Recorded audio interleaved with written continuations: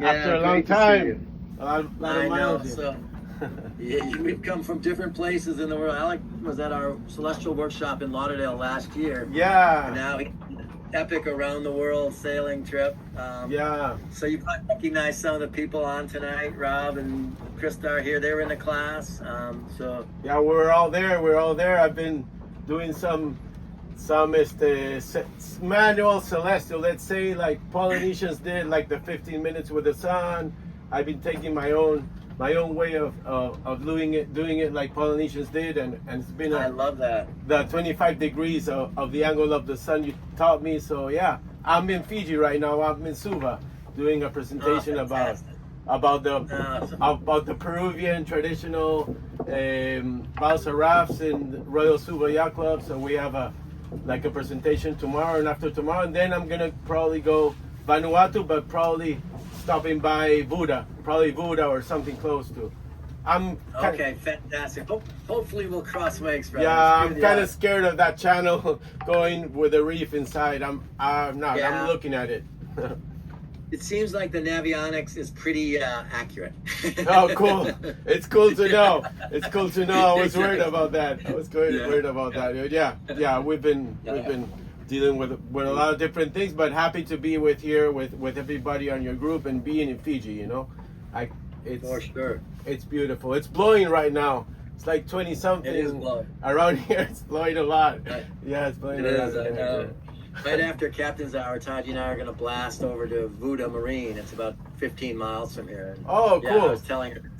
Well, blasted. It's Well, blowing. to probably see you when the wind changes. I'll probably be there Tuesday next week. I hope you guys are there. Yeah, hopefully we'll make it. But anyway, so you had a good question about how you deal with leaving kind of thoughts behind when you're on a long passage. Totally. I just was thinking that for me it's difficult because I have a 19-year-old kid.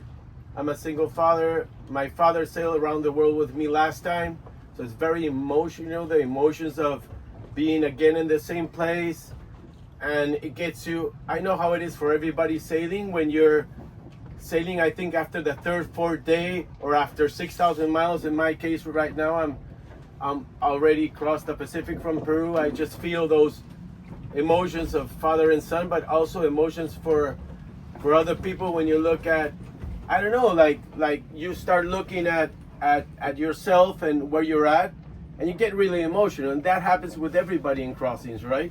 So for me, what I try to do is like draw a picture of, I don't know, maybe a flying fish that happened that morning, or a picture of when it's moving a lot. Try to get the lifelines in the drawings, and that releases a lot, you know.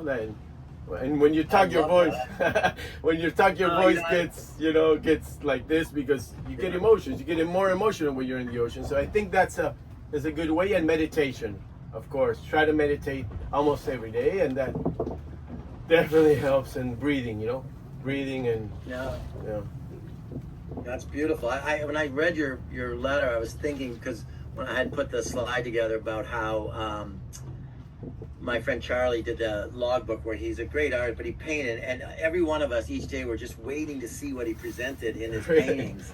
Cool. And it was a huge emotional lift for all of us. And when you wrote that, I thought, yeah, that's so true, and it's a lovely thing.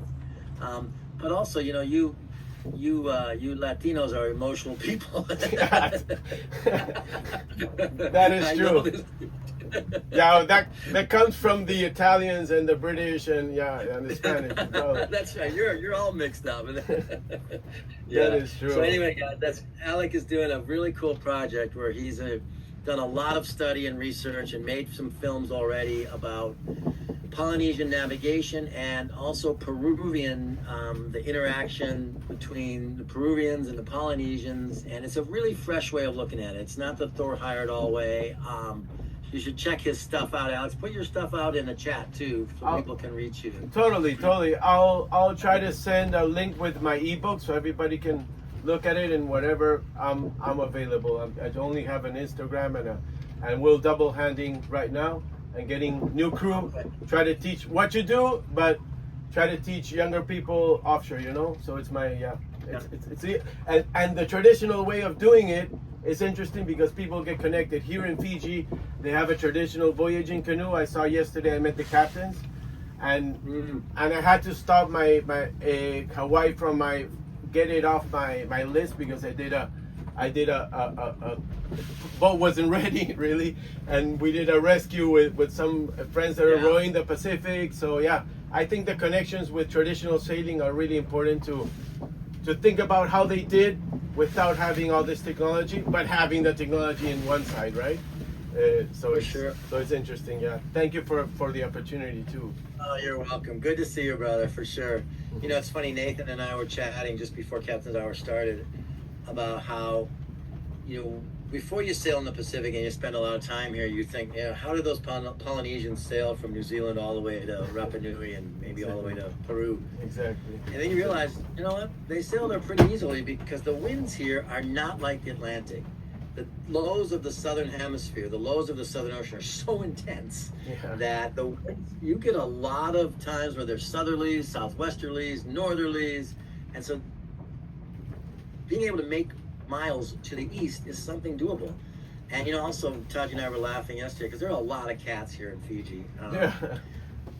And I was saying, you know, we